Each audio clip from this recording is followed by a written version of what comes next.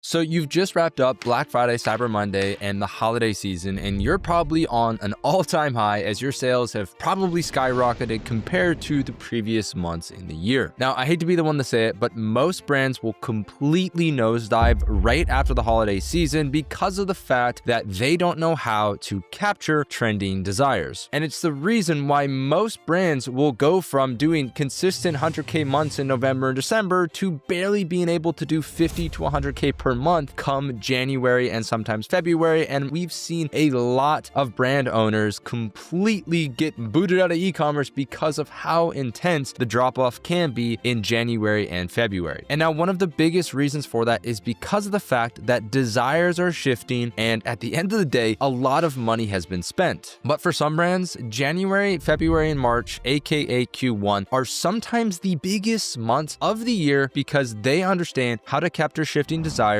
and they have products that peak during this time. And so in this week's video, I want to help you understand how to capture the most out of these upcoming months based off of desires that are shifting in the market. Now, if you don't know what a desire is, you have no idea what shifting desires mean, and you're just wanting to make sure that your store doesn't completely fall apart come January, in this video, I'm going to do my best to make sure that you have the knowledge you need to be able to shift your marketing efforts to actually capture where the demand is going and help set you up to have the best January, February, March, aka Q1 that you can have in 2026. Let's go ahead and jump straight in. All right, so as we jump on the screen here, you can see that we are looking at the Evolve Desire calendar. And the reason why this calendar was made is because of the fact that I have seen so many times ads that were doing well in November and December, or even at different times of the year, ads that were doing well in May or June, all of a sudden just die in October or vice versa. And because of that, I always used to just think, well, that's just part of the game. Well, that's just because creatives die, or, Meta is just down right now. But the truth is, as much as those could be a factor, there is a bigger factor at play here because we actually sell to real human beings and not to robots. And if you're an existing viewer to the channel, you've probably heard me say that before, but the reason why this matters is because humans are emotional creatures. We go through different stages and things happen to us, and we have different needs during different times of year. To give you just the simplest example, why do you think that bikini and swimwear sales are peaking in the summer? Well, because the weather is nicer and people can go outside and buy it. Same thing as winter and ski gear. Why does that peak in the winter? Well, because that's when people are using it and that's when they need it. And now I think for most people, they get that, but they don't understand the next level deeper of why that is actually happening. And that next level deeper is called desire, okay? And so for those of you who have seen my stuff before, you probably know what desire means, but basically what desire is, it is the wants and needs of your customers, okay? And basically all of marketing revolves around these desires. And without these desires, you actually can't really get people to buy anything. Like, desires are what make people buy. And as the GOAT, Mr. Eugene Schwartz says, which if you haven't read the book, Breakthrough Advertising, it is literally one of the best books in marketing. And if you want to be a marketer and you want to scale, you should probably read it. He mentions that you can't create desire, you just have to channel it. And so these desires already exist in the market. And because they exist in the market, it means that they shift and they changed based off of what is going on in the market.